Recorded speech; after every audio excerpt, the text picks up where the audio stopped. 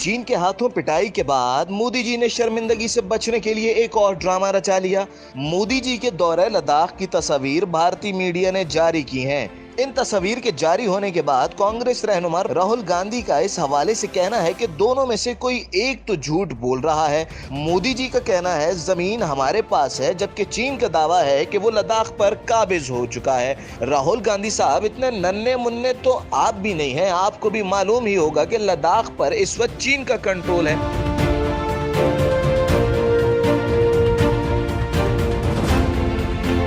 जैसा कि मोदी जी बयान दे भी चुके हैं कि हमारे फौजी सिर्फ मरे नहीं, मारते मारते मरे हैं। 1975 के बाद पहली बार ऐसा हुआ है कि चीनी फौजियों के हाथों भारतीयों की एक बार फिर पिटाई हो, और ये पिटाई इस बार डंडों से नहीं बल्कि गोलियों से की गई है। 15 से 16 जून के दरमियान भारतीय और चीनी फौजियों के माबैन एक लड़ाई हुई जिसमें 20 फौजी हलाक हुए। अगर मोदी जी का मकसद अपने जवानों की हौसला अफजाई करना ही थी तो अगले दिन कर लेते। 16 दिन बाद मोदी जी को क्या ख्याल आया कि उन्होंने लद्दाख का दौरा किया। भारत की लड़ाई सिर्फ चीन तक महदूद नहीं है। भारत के और नेपाल के हालात भी इस वक्त कशीदा हैं, जबकि पाकिस्तान और भारत के दरमियान तनाज़ात तो हमेशा से हैं। पाकिस्तान ने कई बार इन तनाज़ात को हल करने की कोशिश भी की, लेकिन भारत ने हमेशा इसमें गैर संजीदगी का मुजाहरा किया। सिर्फ नेपाल, पाकिस्तान और चीन से ही नहीं बल्कि इस वक्त भारत के हालात श्रीलंका के साथ भी कशीदा हैं। माजी में भारत ये कहता था कि हमने बांग्लादेश को आज़ादी दिलाई, लेकिन जिस बांग्लादेश को आज़ादी दिलाने के आप दावेदार हैं, इस वक्त आपके हालात उस बांग्लादेश के साथ भी कुछ खास अच्छे नहीं हैं। ये बात किसी से ढकी छुपी नहीं है कि ग़ज़वा हिंद होना है और लाजमी होना है।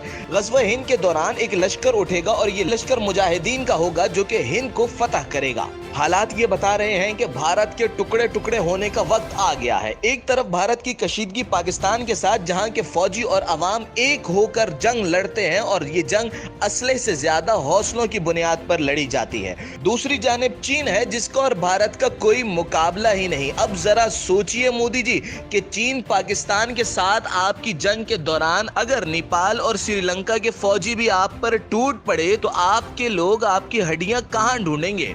ये बातें मुबालगा आराई नहीं है बल्कि हकाइक पर मबनी है। भारत के इस वक्त अंदरूनी हालात भी कुछ अच्छे नहीं हैं।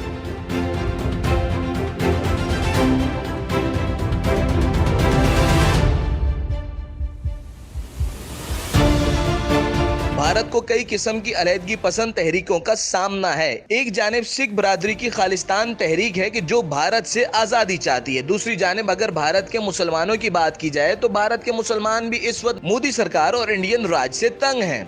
आलमी माहिरीन का कहना है कि अगर भारत ने अपना किबला दुरुस्त न किया तो जल्द भारत, चीन और पाकिस्तान के दरमियान एक लड़ाई लड़ी जाएगी और इस लड़ाई में नेपाल और श्रीलंका भी शामिल होंगे। इस जंग का सबसे ज्यादा फायदा भारत में मौजूद अलहदगी पसंद तहरीकों को होगा। ये अलहदगी पसंद तहरीकें उस जंग के दौरान मजीद शिद्दत इख्तियार कर जाएंगी जिसके नतीजे में भारत के टुकड़े हो जाएंगे। देखना यह है कि मोदी जी को अकल आ जाती है या नहीं। अगर मोदी जी को अकल आ गई तो भारत कुछ अरसे और कायम रह जाएगा, लेकिन हालात ऐसे लगते हैं कि अब भारत का कयाम खतरे में है और भारत के टुकड़े होने वाले हैं।